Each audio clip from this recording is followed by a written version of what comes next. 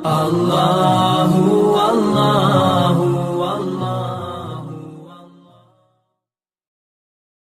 حضرت عمر فاروق فرماتے ہیں ان کے انتقال کو 3 دن ہوئے تھے، میں مسجد نبوی میں بیٹھا تھا، 2-3 چھوٹی چھوٹی بچیاں آ گئی، کہنے لگی چاچا آپ خلیفہ بنے ہو؟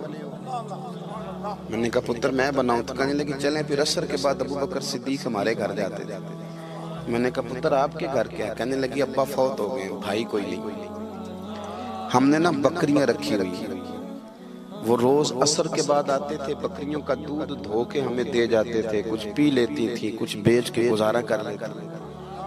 3 دن ہو گئے، میری ماں روتی ہے، بہنیں روتی ہیں، کون آئے گا؟ چاچا چلو گے؟ تو حضرت عمر کی تو داڑھی بھر گئی آنسو آنسو، چادر اٹھا کے کندھے پہ رکھی، بیٹیاں آگے آگے، عمر پیچھے پیچھے۔ ایک صحابی رستے میں ملے، عمر کہاں جا رہے ہو روتے ہوئے؟ عمر اور روئے، کہنے لگے یار کیا بتاؤں، ابو بکر صدیق رستہ بڑا مشکل کر گیا میرے، اس کے رستوں پہ چلنا اتنا کٹھن ہے، اتنا مشکل ہے۔ بھئی کچھ ضروری ہے کہ 2 لاکھ روپے ہی کسی کو دیں گے تو خدمت ہوگی؟ تو کسی کا آٹا ہی پسوا دے، جا کسی کو جا کے شہر سے دوائی لا کے دے دے، کوئی تو ڈیوٹی کرنا، یہ ہمیں حضرت ابو بکر صدیق نے سکھایا۔ تو کچھ نہیں کر سکتا تو مسجد میں جھاڑو تو دینا، میرے بھائی کچھ تو۔ آپ کی اس محفل کا مہمان خصوصی کون ہے؟ میں تو آیا ہوں چلا جاؤں گا۔ اس محفل کا مہمان خصوصی وہ ہے جس نے محفل سے پہلے یہاں جھاڑو دیا، جس نے یہاں دریاں بچھائیں، اس کی فوٹو بھی نہیں آنی بیچاری، وہ شاید پیچھے رہے، بڑے خاص لوگ ہوتے ہیں۔ کیمرے کی آنکھ انہیں دیکھے نہ دیکھے، رب رسول انہیں دیکھتے، اللہ رسول کی یہ نگاہ کرم میں رہتے۔ حضرت ابو بکر صدیق رضی اللہ تعالیٰ عنہ نے نیکی کے خیر کے اہداف طے کیے، اس ہدف پر انہوں نے زندگی گزاری۔ تیسری بات، انہوں نے نا اپنا مال خرچ کیا اسلام کے لیے۔ اپنا کمایا ہوا مال خرچ کرنا خاصا مشکل کام ہے، آسان نہیں ہوتا، اور اگر آپ نے جائز طریقے سے مشقت کے ساتھ پیسہ کمایا تو خاصا مشکل لگتا ہے اس کو خرچ کرنا۔ حضرت ابو بکر صدیق رضی اللہ تعالیٰ عنہ نے مال خرچ کیا، اور کس طرح خرچ کیا کہ جب جب حضور نے اشارہ کیا، جب جب اشارہ کیا، مسجد نبی بننے کی بات آئی تب بھی خرچ کیا، جہاد کی بات آئی تب بھی خرچ کیا۔ حالات اوپر نیچے ہوتے رہتے، جنگ میں حضور نے اعلان کیا تو حالات کچھ زیادہ مؤثر نہیں تھے صدیق اکبر کے۔ تو حضرت عمر کہتے ہیں اس دن میں نے سوچا آج میں نے آگے گزارنا، تو میں آدھا مال لے آیا گھر سے۔ کتنا؟ زکوٰۃ کتنے فیصد ہے؟ بول کے بتائیں، جوان کیوں نہیں بولتے؟ کتنے فیصد؟ زکوٰۃ 2.5% ہے، 2.5%، 100 میں سے 2.5 روپے۔ حضرت عمر کتنے لے آئے؟ 50 روپے 100 میں سے۔ یہ بڑا مشکل کام ہے، 2.5% دیتے ہیں تو لوگ کئی حساب کرتے ہیں، اور 50% یعنی آدھے پیسوں کو تھوڑا نہ سمجھیں آپ۔ حضرت عمر بہت زیادہ پیسے لے کے آئے، 50%، گھر کی ہر شے آدھی کر کے لے آئے۔ اور آپ فرماتے ہیں میرے حالات بڑے اچھے تھے ان دنوں، اور ابو بکر صدیق کے معاملات کا مجھے پتہ تھا، تو میرے دل میں خیال آیا کہ آج نہ میں نے ابو بکر سے آگے گزر جانا۔ کہتے ہیں جا کے میں نے مال رکھا، اتنی دیر میں صدیق اکبر بھی آ گئے۔ کہتے ہیں جواب تو چلو جو ہونے تھے وہ ہونے ہی تھے، حضور نے جو دونوں سے سوال پوچھے نا، ان سوال ہی بڑے انفرادی تھے۔ مجھ سے حضور نے پوچھا کیا لے کے آئے ہو؟ ادھر دیکھو جوانوں، کیا لے کے آئے ہو؟ میں نے عرض کی حضور آدھا۔ مجھ سے پوچھا کیا لے کے آئے ہو؟ میں نے کہا حضور آدھا لے آیا ہوں۔ پھر غور کرنا، پوچھا کیا لائے ہو؟ اور ابو بکر صدیق سے پوچھا گھر کیا چھوڑ کے آئے ہو؟ آپ دیکھیں سوالوں میں ہی فرق ہے۔ مجھ سے پوچھا جا رہا ہے کیا لائے ہو، اور ان سے پوچھا کیا، اور ان کا جواب بھی بڑا انوکھا ہے۔ اس سوال کا جواب تھا حضور کچھ نہیں چھوڑا، سارا لے کے آئے۔ جواب یہ تھا، آپ سوال پوچھتے ہیں نا کہ ختم ہو گیا کھانا، تو کہتے نہیں ختم ہو گیا۔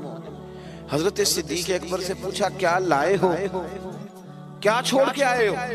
انہیں کہنا چاہیے تھا کچھ بھی نہیں۔ حضور نے فرمایا کیا چھوڑ کے آئے ہو؟ کیا جواب ہے، کیا حسن ہے، گویا وہ کہہ رہے ہیں کہ ہم کو لاوارث تو نہیں نا بھئی، کیا چھوڑ کے آئے ہو؟ تو عرض کرنے لگے حضور گھر بڑا ہوا ہے، اللہ بھی چھوڑ آیا ہوں، اللہ کا رسول بھی چھوڑ آیا ہوں، رب رسول کا نام ہے نا میرے گھر میں۔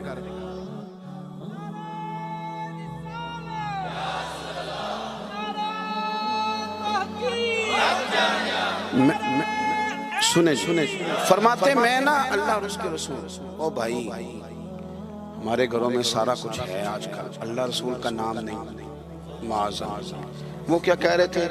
جھاڑو پھیر کے ہر شے لے آیا، پر گھر میں اللہ رسول کا نام، اللہ رسول کا ذکر میرے گھر میں ہے۔ تو آپ نے کبھی کسی کتاب میں یہ پڑھا ہے یا کسی عالم نے بتایا ہے کہ اس کے بعد حضرت صدیق اکبر معاذ اللہ کنگال ہو گئے تھے؟ وہ تو پھر مالا مال تھے، اس کے بعد بھی کئی دفعہ دیا۔ وہ سبق بتا رہے ہیں، سبق ہمیں کہ رب رسول کے نام پہ سارا کچھ بھی لٹا دو گے نا تو گھر میں اللہ رسول کا نام ہونا چاہیے، بڑی برکتیں اللہ عطا فرمائے۔ ہم نے نا دولت تجوریوں میں بھر کے رکھی ہے، جو اصل دولت تھی اللہ رسول کا ذکر، اس سے ہم تھوڑے سے پیچھے۔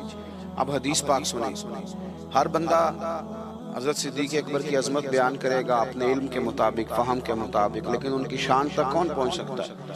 حضرت ابوبکر صدیق رضی اللہ تعالیٰ عنہ کی شان میں بڑی حدیثیں ہیں، لیکن میں اس حدیث پہ آ کے ٹھہر جاتا ہوں، طبیعت جم جاتی ہے کہ یار یہ کیا معاملہ ہے۔ نبی پاک علیہ السلام نے فرمایا لوگو میرے پاس جس کے بھی پیسے آئے ہیں نا میں نے امانت سمجھ کے خرچ کیے، لیکن جب ابوبکر صدیق کے پیسے آئے میں نے اپنے سمجھ کے خرچ کیے، اپنے سمجھ، فکر کوئی نہیں، جہاں مرضی لگا، اپنے سمجھ کے خرچے۔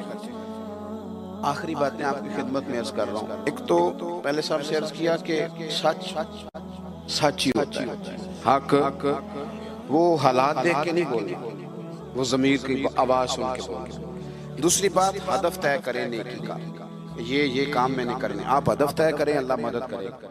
تیسری بات میرے عزیز، حضرت ابوبکر صدیق نے مال خرچ کیا، مال جو ہے نا نبی پاک علیہ السلام نے فرمایا، اعلیٰ حضرت نے فتاوی رضویہ میں حدیث لکھی ہے کہ آخری دور میں دین کا کام بھی درہم و دینار سے ہوگا، پیسوں سے کام ہوگا۔ آپ کو ادارے بنانے ہیں، مساجد بنانی ہیں، کتابیں چھپوانی ہیں، تو کس طرح چھپیں؟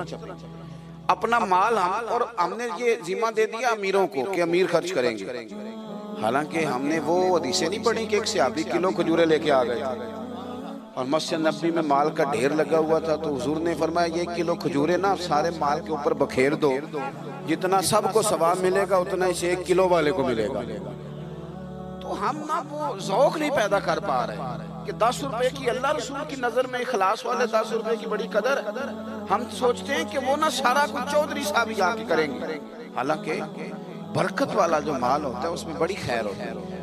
آخری بات جو بڑی ضروری ہے اس پر غور کریں، فیصلے زندگی میں جب بھی کریں انصاف پر مبنی کریں، محبت دیکھ کے فیصلہ نہ کریں۔ محبت اور ہوتی ہے، قابلیت اور ہوتی ہے، مجھے اب ہونا یہ فطری بات ہے، لیکن اس کا قابل ہونا یہ ایک الگ بات۔ ہر باپ کو اپنے بیٹے بیٹی سے محبت ہوتی ہے، یہ فطری تقاضا ہے، لیکن وہ قابل بھی ہو یہ ضروری نہیں ہوتا۔ حضرت صدیق اکبر کے اپنے بیٹے موجود تھے، وہ جاتے وقت کسی کو بھی خلیفہ بنا دیتے، موجود تھی ان کی اولاد، مسلمان تھی، کلمہ پڑھتی، صحابی تھے، 4 نسلیں صحابی حضرت صدیق بنا سکتے تھے نا۔ اور حضرت عمر نے تو کبھی ایسا نہیں کیا کہ تحفے بھیجے ہوں، دوستی بڑھائی ہو، بلکہ وہ تو کہتے ہیں کہ ہماری تو نیکیوں میں آگے گزرنے کی دوڑ ہی لگی رہی ساری، معاملہ دوڑ میں رہا۔ لیکن حضرت ابوبکر کا فیصلہ دیکھیں، جب وقت وصال آیا تو آپ نے فرمایا عمر کو بلاؤ، ساری چیزیں وصیتیں نصیحتیں کی، سب کچھ حضرت عمر کے سپرد کیا۔ لوگوں نے کہا کہ ابوبکر صدیق یہ تو بڑے سخت آدمی ہیں، آپ ایک سخت گیر آدمی کو بنا کے جا رہے ہیں۔ تو نبی پاک صلی اللہ علیہ وسلم کے غلام نے کیا جواب دیا؟ فرمانے لگے میں اس وقت دنیا سے جا رہا ہوں، اس موقع پہ بڑا جھوٹا آدمی بھی سچ بولنے لگا، میں جب اللہ رسول کی بارگاہ میں جاؤں گا تو مجھ سے پوچھا جائے گا کہ امت کے بارے میں کیا فیصلہ کر کے آئے ہو، تو میں کہوں گا امت میں جو سب سے بہترین تھا اسے امت کا سربراہ بنا کے آیا۔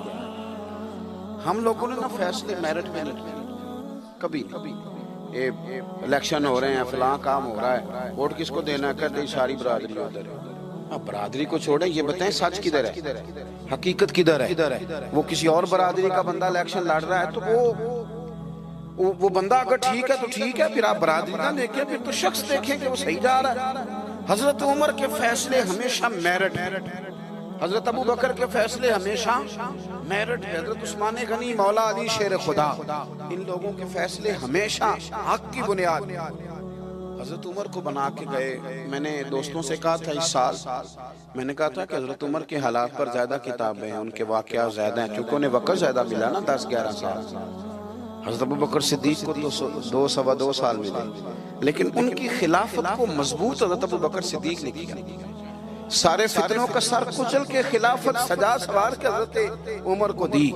اب یہ جو حضرت عمر نے اتنی پھیلا دی خلافت اور اتنا بڑا کام کر دیا دین کے لیے کہ 24 لاکھ مربع میل پہ پھیل گیا سارا کچھ, تو حضرت سیدہ عائشہ صدیقہ رضی اللہ تعالیٰ عنہ کہتی میری گود میں سر تھا مدینے والے حبیب کا, اور آسمان پہ ستارے نور بھرے چمک رہے تھے. میں نے عرض کی حضور آسمان کے ستاروں کے برابر بھی کسی کی نیکیاں ہیں. اب حضرت عائشہ کا عقیدہ بھی سمجھے, انہیں پتہ ہے کہ نبی کریم کو پتہ ہے کہ آسمان پہ ستارے گرے, اور کوئی امتی چھپ کے بھی نیکی کرے تو حضرت عائشہ جانتی ہیں کہ اس نیکی کو بھی مدینے والے جانتے ہیں. کہا کسی کی اتنی نیکیاں بھی ہیں جتنے آسمان پہ ستارے ہیں, تو حضور نے فرمایا ہے نا.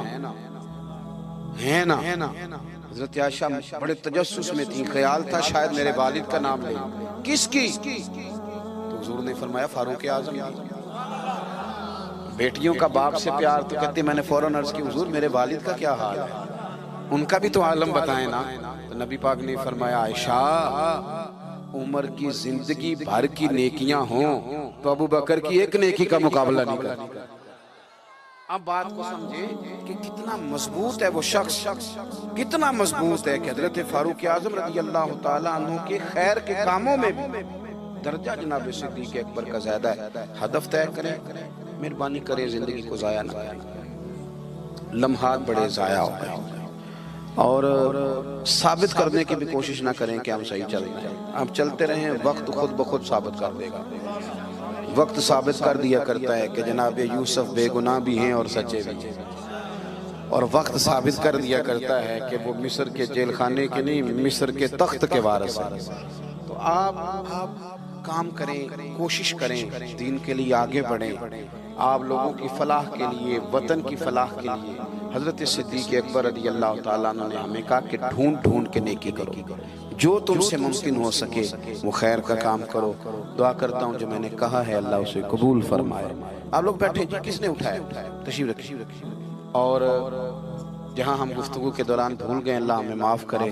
محفلیں ہوتی ہیں نظریات کی, سرکار کے نام کی, شخصیات کی نہیں ہوتی. یہ محفل میرے نام کی نہیں, حضرت صدیق اکبر کے نام کی.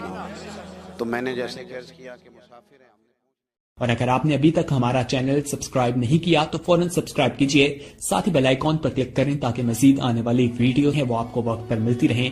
اللہ حافظ.